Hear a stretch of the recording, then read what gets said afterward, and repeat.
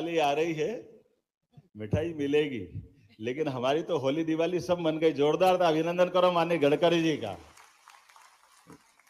जिनके आने के पहले हमारा कानपुर भोपाल एक्सप्रेसवे 4 लेन तो मंजूर किया लगभग 6,500 करोड़ से, और आप कह रहे 25,000 करोड़ की और नई सौगात देने वाले बहुत जल्दी। तो इससे अच्छी क्या बात हमारे लिए। तो ये वाकई ये सारे त्योहार एक दिन हो गए। एक बार फिर मैं आपके माध्यम से मध्य प्रदेश सरकार की ओर से उनका आभार भी मानता और उनका प्रेम इसने सदैव इसी प्रकार से मिलता रहे। बहुत बहुत धन्यवाद, जोरदार अभिनंदन माननीय गडकरी जी का। और अब मैं माननीय मंत्री जी से विनम्र आग्रह करती हूँ कि आज के इस अवसर पर अपने आशीर्वचनों से हमें अनुग्रहित करें। जोरदार तालियों के बीच स्वागत कीजिए परम आदरणीय श्री नितिन गडकरी जी। आपको ताज्जुब होगा कि पानीपत में प्लांट शुरू हुआ है, वो जो परली जलती थी उससे 1 लाख लीटर इथेनॉल बन रहा है, 150 टन बायो बिटुमिन बन रहा है और 88,000 टन बायो एविएशन फ्यूल यानी ईंधन बन रहा है। और आप समझिए कि ये देश का किसान केवल अन्नदाता नहीं है, वो ऊर्जादाता है। ऊर्जादाता नहीं है, ईंधन दाता है। ईंधन दाता नहीं है, बिटुमिन दाता है। और बिटुमिन दाता नहीं है तो वो एक प्रकार से हाइड्रोजन दाता बनने वाला है। कल शिवराज जी और मैं बाहर निकल रहे थे तो मुझे बता रहे थे पिछले बार मक्के का भाव 1200 रुपये क्विंटल था। जब इथेनॉल मक्के से शुरू हुआ तो भाव 2600 रुपये क्विंटल। अब इस साल लोगों ने ज़्यादा लगाया तो एकदम भाव डाउन हो गए। आपके छिंदवाड़ा वगैरह में मक्के के क्रेट कम आ गए। तो मैंने उनको कहा कि इथेनॉल मक्के से बनेगा तो किसानों को भाव मिलेगा। अब मैं वो किसानों को बता दूं, मैं तो किसान, मैं खुद हूँ, मैं ज़्यादातर किसानों में काम करता हूँ, 4 चीनी मिलें चलाता हूँ और जितनी बातें मैं करता हूँ उसके प्रयोग करता हूँ। ये सब मेरे पास प्रूवन एक्सपेरिमेंट है, ताकि लोग विश्वास ही नहीं रखते। और मैं आपको विश्वास के साथ बताता हूँ, इससे रूरल एग्रीकल्चर इंडिया का तस्वीर बदल जाएगी।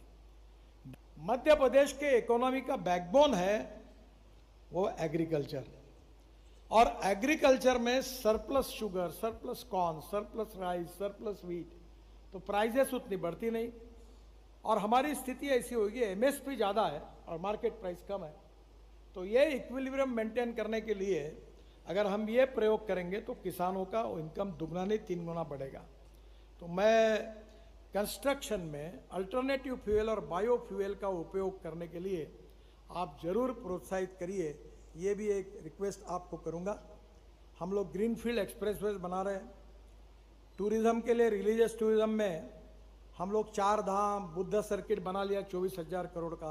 राम वन गमन मार्ग 28,000 करोड़ के सब रोड बन रहे। कैलाश मानस सरोवर तक हिंदुस्तान से पिथौरागढ़ से रोड बना रहे, 85% काम हो गया।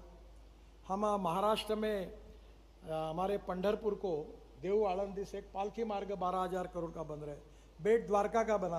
आपके यहाँ की जो रिलीजियस जगह पर है वहाँ अगर अच्छे रोड बनेंगे, वहाँ अगर अच्छे वॉशरूम्स होंगे, रोड साइड एमिनिटीज होगी, तो मैं आपको और एक बात के लिए अनुरोध करूँगा कि हम 670 रोड साइड एमिनिटीज बना रहे। पेट्रोल, डीजल, वॉशरूम्स अच्छी, इतना उसमें अच्छा किया है कि छोटे बच्चों को दूध पिलाने के लिए माँ के लिए भी रूम बनाई है और पार्किंग है। और उस राज्य का हैंडलूम, हैंडीक्राफ्ट, फूड वहाँ मिलेगा, पार्किंग अच्छा होगा। फिर मेरे ध्यान में आया कि जब रोड बदल जाता है तो बीच में कहीं 2 एकड़, कहीं 1 एकड़, कोई 3 एकड़ जगह इस खूब पड़ी है हमारे पास। अभी अनुराग जी थे तभी इसको, पॉलिसी को हम सफ़र करके हमने मान्यता दी है।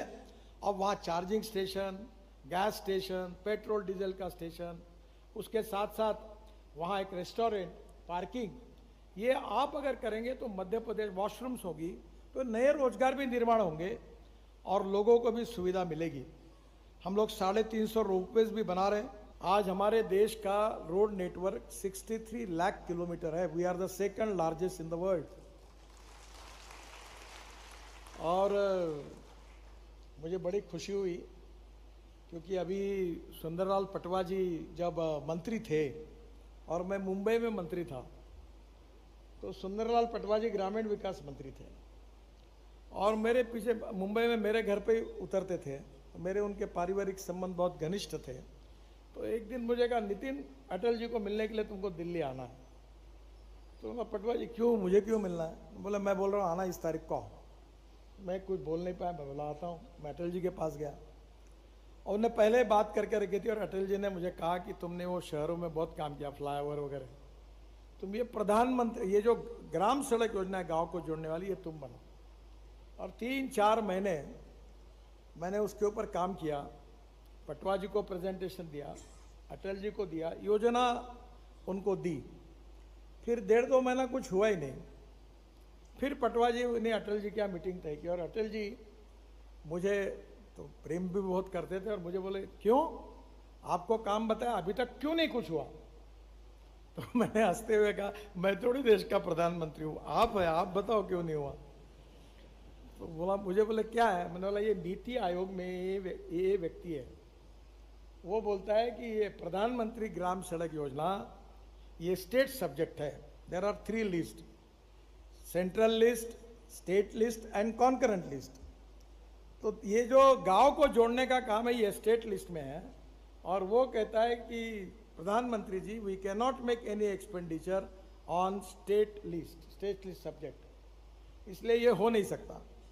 तो अटल जी ने मेरे तरफ देखा, अब मैं थोड़ा बोलने में आउटस्पोकन हूँ, बोला अटल जी ये तुमको सलाह देने वाला तुमको डुबाने का काम कर रहा है। बोले कैसे? मैंने बोला इसको थोड़ी चुनाव लड़ना है,